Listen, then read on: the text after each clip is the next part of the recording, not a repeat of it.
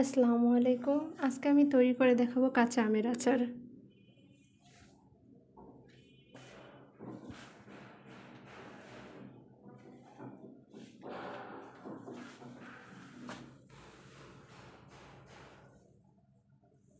আচার তৈরির জন্য আমি এখানে 500 গ্রাম আম নিয়েছি।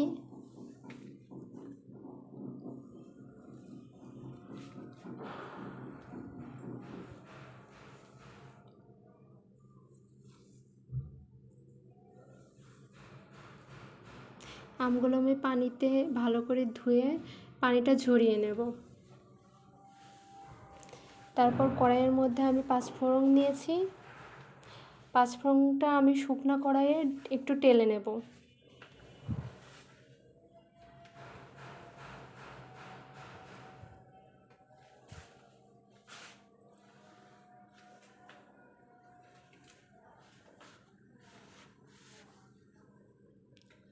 ভাজা 5 ফোড়নটা আমি একটা বাটিতে কিছুটা উঠিয়ে রাখবো গুঁড়া করে নেওয়ার জন্য।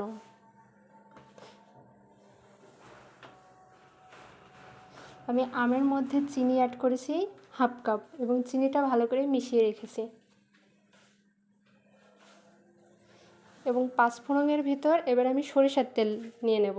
এখানে আমি 400 গ্রাম সরিষার তেল ইউজ করেছি এবং এর মধ্যে 2টা তেজপাতা দিয়েছি। তেলটা আমি হালকা গরম করে নেব।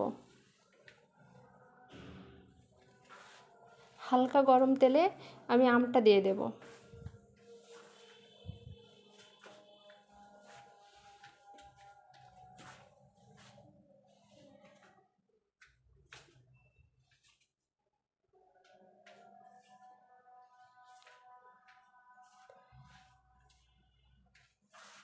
হালকা গরম তেলে আমি বাকি মশলাগুলো অ্যাড করব। এখানে আমি 1 চা চামচ লবণ, হাফ চা চামচ হলুদের গুঁড়া নিয়েছি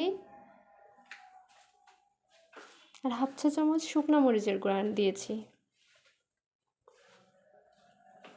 আপনারা খেয়াল করবেন যে আমি এখানে হালকা গরমে এ পর্যায়ে রান্না করছি তেলটা, এবং হাফ চা চামচ শুকনো মরিচের গুঁড়া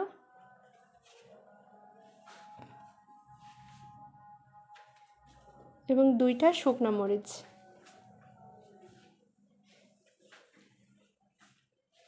এরপর আমি গুঁড়া করে রাখা 5 ফোড়নের গুঁড়াটা দিয়ে দেব।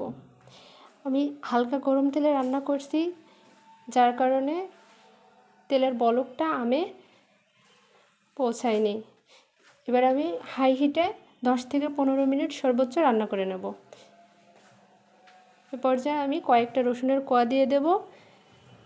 রসুনটাও হয়ে যাবে।